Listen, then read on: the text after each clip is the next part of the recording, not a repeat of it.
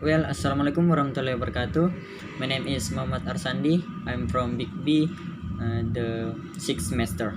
Oke, di kesempatan kali ini saya akan menjelaskan jenis-jenis penelitian, di mana ada beberapa jenis penelitian. Yang pertama itu kualitatif, yang kedua kuantitatif, yang ketiga classroom action research, yang keempat eksperimen research, yang keenam research evaluation, dan yang terakhir research and development.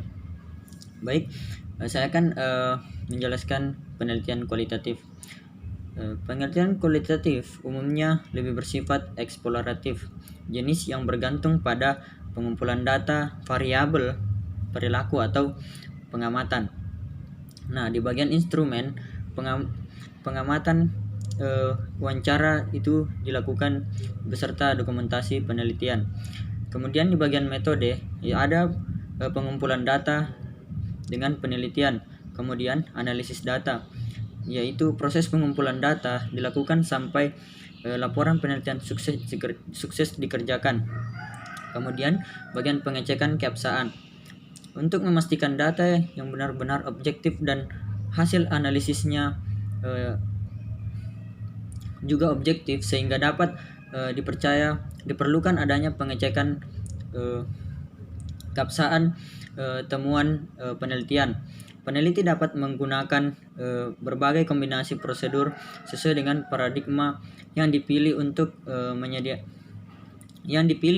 meyakinkan pembaca bahwa temuan penelitian ini benar-benar dipercaya.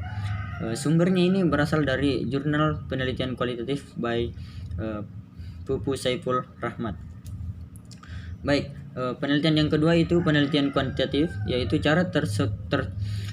penelitian dengan cara terstruktur untuk mengumpulkan data, menganalisis data yang diperoleh dari berbagai sumber dengan melibatkan penggunaan alat komputasi, statistik, dan matematika untuk memperoleh hasil akhir.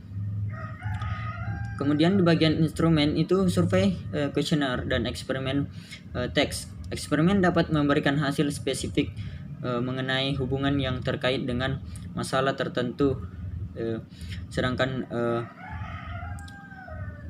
search itu sendiri merupakan pendekatan yang paling umum, mencangkup wawancara, baik itu secara tatap muka langsung, via telepon maupun wawancara daring atau komputer. Kemudian bagian metodenya pengumpulan data sesuai dengan survei atau eksperimen. Kemudian analisis data atau analisis data statistik itu membutuhkan alat dan proses yang sistematis untuk dilakukan, seperti uji sampel independen, uji berkolerasi, perhitungan variasi, dan analisis regresi yang dapat digunakan untuk memperoleh hasil. Kemudian sumbernya ini berasal dari SIS International Research. Kemudian yang ketiga, Classroom Action Research atau biasa disebut CAR, yaitu penelitian upaya pemecahan masalah atau perbaikan yang dirancang untuk menggunakan metode penelitian tindakan Classroom Action Research atau CAR yang bersifat efektif dan kolaboratif. Instrumen yang pertama itu yaitu RPP, kemudian yang kedua lembar observasi. Lembar observasi pengelolaan metode pembelajaran. Yang kedua lembar observasi aktivasi siswa dan guru. Yang terakhir tes formatif atau pilihan ganda. Metodenya itu yang pertama perencanaan, yaitu membuat lembar observasi dan mendesain alat evaluasi. Yang kedua pelaksanaan tindakan, pelaksanaan pembelajaran. Kemudian observasi, mengobservasi terhadap pelaksanaan dengan menggunakan lembar observasi yang dibuat. Yang terakhir refleksi, yaitu analisis data yang diperoleh dari observasi pengamatan. Sumbernya ini berasal dari degree UIN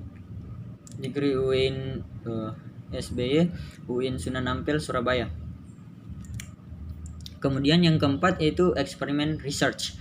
Penelitian yang melibatkan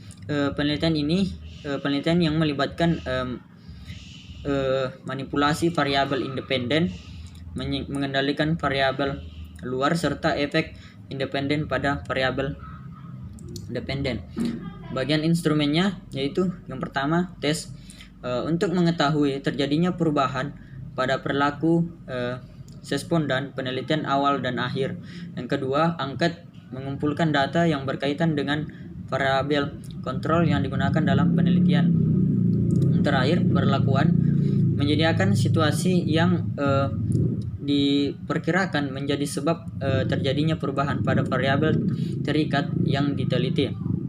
Metodenya, yang pertama memilih dan merumuskan masalah, kemudian mengembangkan instrumen pengukuran, melaksanakan prosedur penelitian dan pengumpulan data, kemudian menganalisis data, melakukan perumusan masalah, dan valiasi data. Penelitian ini dilakukan untuk mengetahui akibat yang ditimbulkan dari suatu perlakuan yang diberikan secara sengaja oleh peneliti. Sumbernya ini berasal dari Jurnal Metodologi Penelitian Eksperimen by Ahmad, situs slide.share.ped, diupload oleh Rifai PP. Kemudian yang kelima, research evaluation. Evaluation itu bagian instrumen, yaitu angket atau kuesioner dan observasi. Kemudian di bagian metodenya yaitu persiapan. Yang pertama itu persiapan. Di persiapan itu menyusun rancangan penelitian, menyusun kegiatan penelitian, menguji validasi instrumen. Kemudian bagian pelaksanaan, mengambil data, menganalisis data. Kemudian penyelesaian yaitu menyajikan data, menyajikan data hasil penelitian, pembahasan penelitian dan kesimpulan penelitian. Kemudian pelaporan itu menyelesaikan hasil laporan penelitian.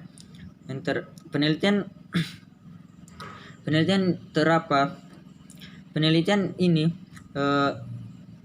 digunakan mengevaluasi program kebijakan dan proyek.